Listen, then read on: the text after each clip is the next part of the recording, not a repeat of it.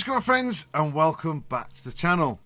So in this episode we are going to be painting the Jagdpanther, getting it all done and pretty much ready to move on to the base and getting all the little details in that sorted.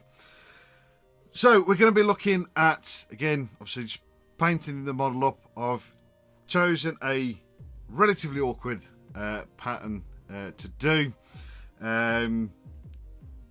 partly because of all the lumps and bumps. I've decided to go for like a splinter type pattern, and particularly with the back end and the engine deck, you know, there's a lot of lumpy bits across that. So we're going to try and mask all that up, and you know, hopefully, you know, no major bleeds in there. So we'll see how that one goes. And as I said, some weathering, of course, because this tank is going to be split in two, not literally. So we're going to have the operational side, which is going to have, you know, a lot of rust weathering going on, and I'm also going to be doing a dot filter on that as well. The other side is just going to be dusted.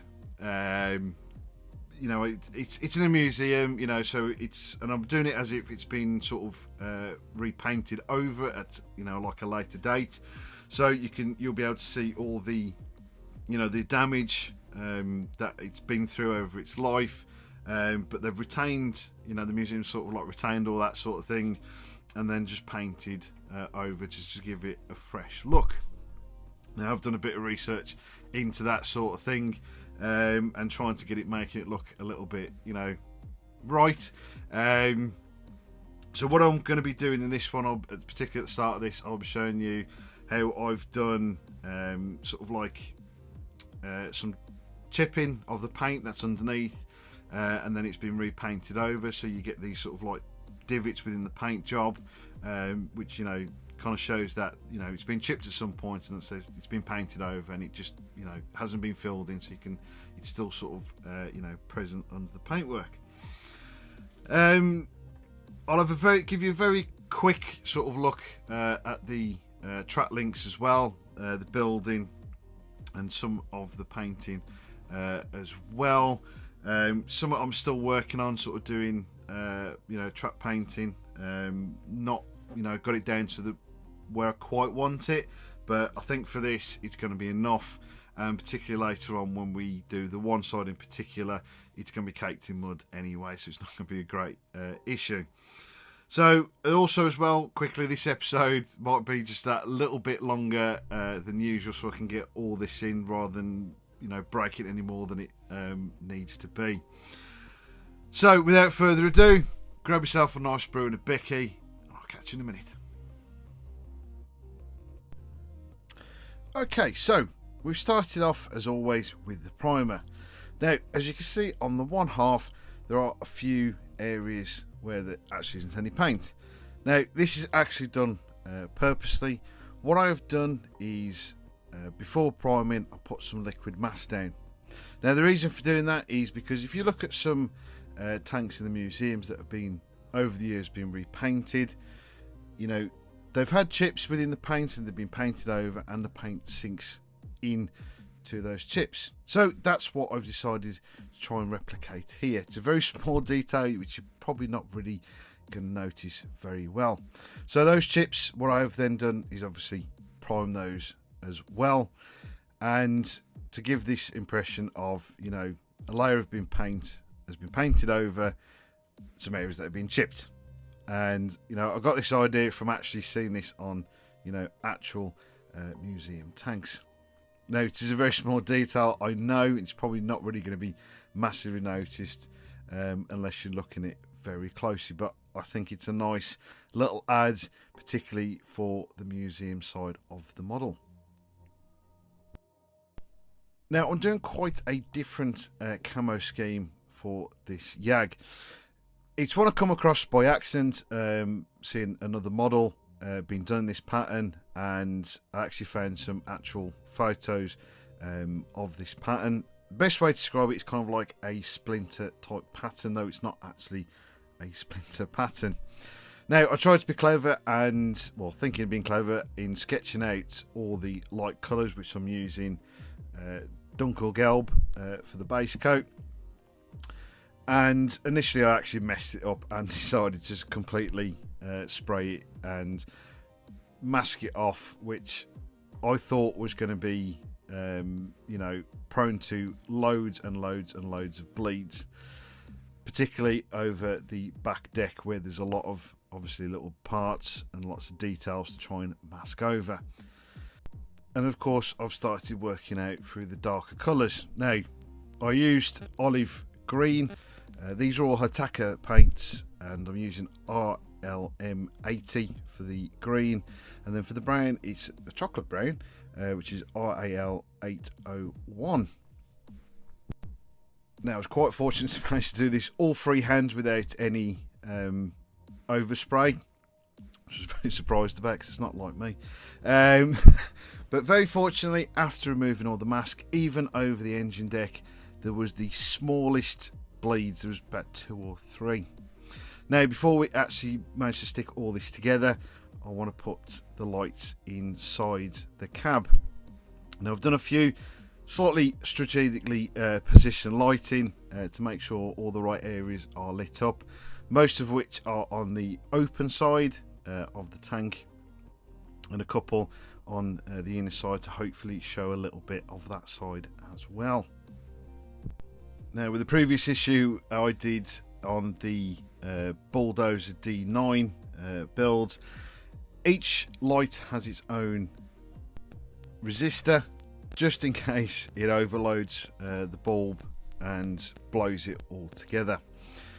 Each one also has had some shrink wrap put around it to protect and not to, you know, short circuit it. I'm using 2 button batteries, again the same as the DR9, to power the model. Later on, when I come around to doing the base, I'll solder all this all up together, but just to show you how it should look, I'll just touch the wires together. And sure enough, they all work. Unfortunately, later on when I heat shrank the wire, I had a bit of an issue, so I had to go and shorten those and redo them and get them to all work. Now, again, is a little bit more masking. I've masked down straight down square down the centre, which was quite difficult to get relatively straight and level. What I'm doing now is a dot filter, because of course the operational side I want to be considerably more weathered, of course, obviously given the impression that it's been out in the field for a considerable amount of time.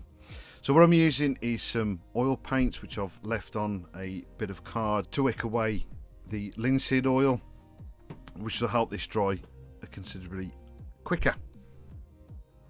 And then with a very slightly dampened brush into some white spirits, just give it a good old brushing to try and blend all this in. Now, this will then give it all a relatively nice sort of faded look. It's obviously very difficult when you've got a mix of camos to try and get this, but I found sort of the yellow and an off yellow colour with the white helped quite a bit. On the roof, exactly the same, but I kind of gave this more of a kind of stippling type motion rather than a streaking motion, because of course it's on top, and you know, the weather and the rain and all that will tend to obviously sit more on the top than it will on the sides. So as you can see, the kind of difference between the two halves there, with obviously the museum side and the operational side. Now, after doing this, I feel like I may have actually should have done this as an overall. So what I will do later is use some European earth pigments and kind of do a fairly similar thing to simulate kind of dust that would accumulate with it being in the museum. So you can see, tearing away the masking tape, it's a little bit of a harder line than I actually anticipated. So what I did with, again, a little bit of thinner on a brush and just sort of blended that in further to try and get rid of that hard line. So next, all across the tank, I've used AK's enamel dark brown wash. This is basically primarily for olive or green vehicles, or anything that's green that you want to put this wash onto. Fortunately, this actually works quite well, I felt, across the entirety of the model, which I did do it on both the museum side and the operational side. And as you can see across the model, it picks out all the detail really nicely.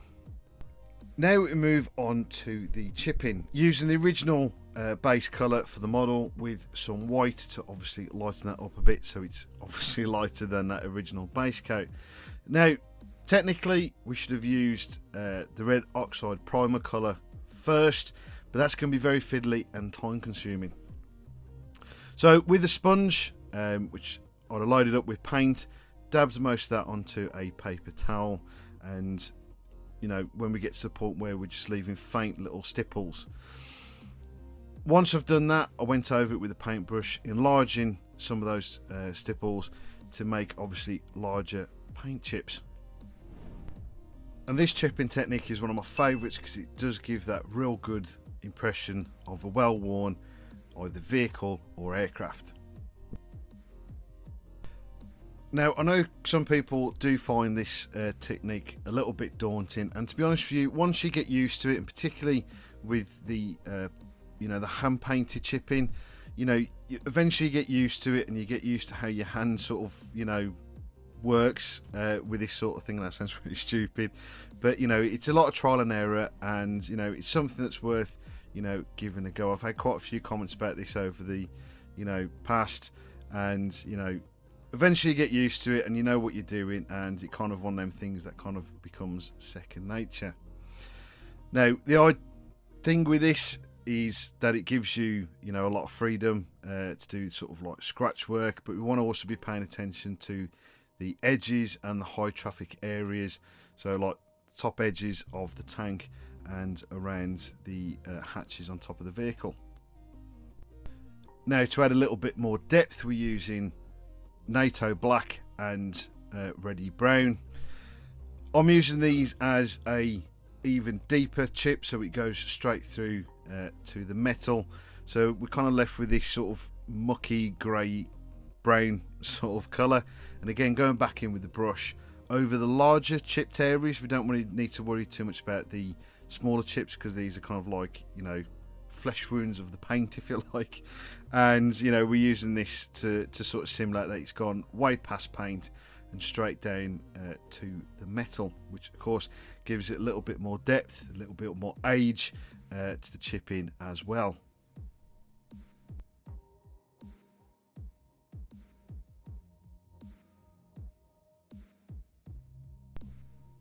Now of course, what we'll find in areas that are, you know, have got the most high traffic, not only it's going to be very chipped, the metal that gets obviously touched quite a lot will start to you know, polish over time. So I'm using a graphite pastel and just rubbing it around those main edges, so particularly around that corner there and around the hatch there, which again is going to see the more high traffic sort of touch areas there.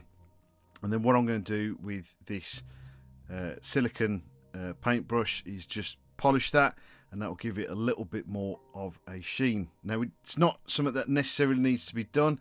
You could just leave it at the original graphite, and that will also, you know, give a nice real good add and further depth to the chipping. Now to add a little bit more age to this, of course this vehicle is going to be open to the elements continuously, and all those areas that have had the paint chipped and worn down, of course rust is going to start to appear. So I've used a mix of light rust enamel wash from AK and streaking rust effect by MIG. Now what I've done is a mix of streaking and just kind of like a filter type thing over some of the chips, and the streaking is going to be mainly around stuff like those U-bolts and towards the top of the vehicle.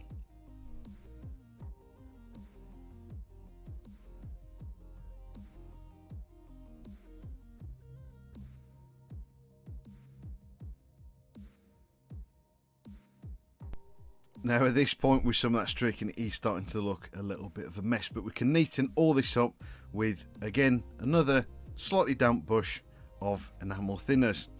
Now, particularly around the streaks, we will just sort of thin those out a little bit and feather the edges off. And with the paint chips, we'll just kind of basically just sort of stipple the area, and this will kind of spread it out a little bit and thin it out to give us that sort of, you know, fresh looking rust coming through, not from the, also from the bare metal, but through the paint as well. And there we go. I've gone for the kind of slightly subdued rust streaking. Of course, it's also always down to personal preference and how heavy you want those streaks to be. As you can see, with it particularly across the top, you know, we've got that sort of more of a filtered look across those chips. I use the same rust streaks for the spare tracks on the side of the tank, with the base layer of German grey, and then just literally the top half of the track I used the rusty streak effect, and then once it's kind of sort of relatively dry, again with some enamel thinner or white spirit, just sort of spread that out a little bit and try and, you know, kind of fade it in to again give that impression that these tracks have been on the side for, you know, a considerable amount of time. And of course the top is going to be the first bit that rusts, and of course it all just works its way down. So we're trying to add a little bit of texture to it as well. I use the speckling method, just again give that little bit of texture. Now I've let the first layer dry out a little bit. Now don't worry too much about what's underneath. As you can see, I've already done the rust in there, but because that's been dry for a couple of days, when I go over again with some white spirit and clear out all those speckles that I don't want, it should not really affect the chipping underneath.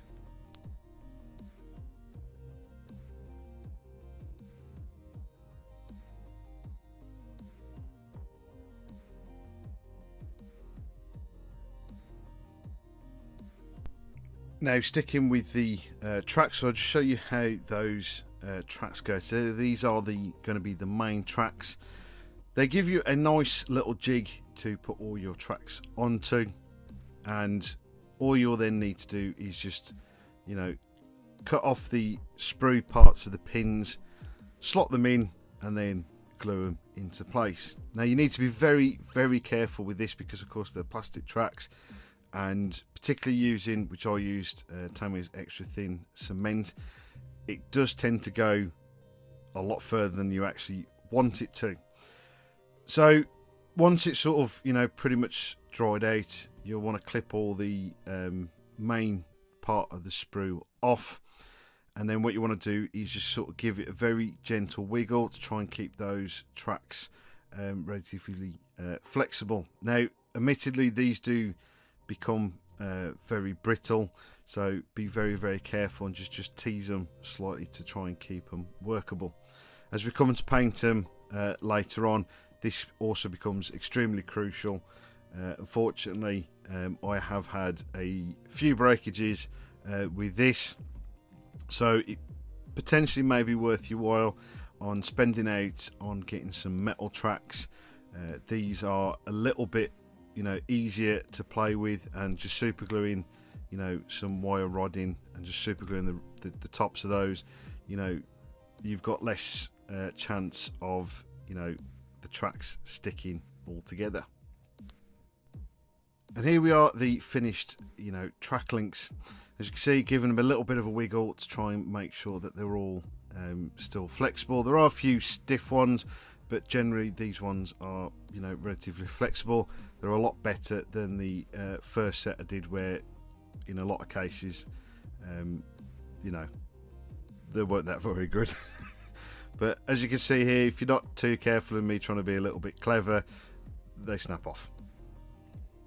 So for the painting and weathering of the tracks, I started with German grey, and then I went over them with AK's light rust wash, and then on top of that I used MIG's streaky rust. Now I'm only showing you the light rust here because I did the exact same for both layers of paint. Just gave it a good thick wash, let that dry, and then use the speckling technique to give a little bit more texture. Now for the one side I'm going to leave it as is, the other side I'm going to weather. So what I mean by weather is I'm going to make them, the one side real dirty as churned up earth, so I'm using Mig's splattered loose grounds, some actual soil, and this grass seed that I got from AK. Now what I'm going to do with this is I'm going to make a big gnarly paste, so obviously it's all mixed in together to give again this impression that it's churned up you know, some earth. Now of course this is only going to be done on the one side for the operational side, because it doesn't make sense to do it on the museum side.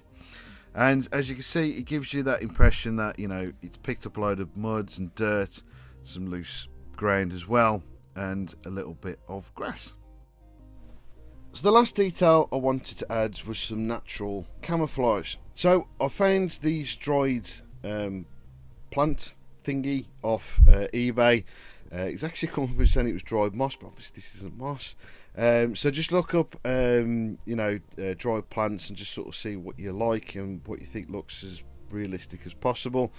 So I went for these. You know, I thought it was the best that I could find, and you know, I was quite happy with like the sort of foliage on it as it was. I was quite happy to paint it, but I didn't feel like it needed doing, so all I did was just paint the stems and made them look like branches.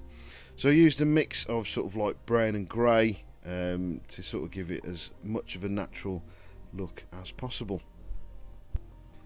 So fixing it to the tank, I've run some wire around all those U-bolts, and this is obviously to hold all this natural foliage in, and in some cases it was fine, but others I used a little bit of super glue.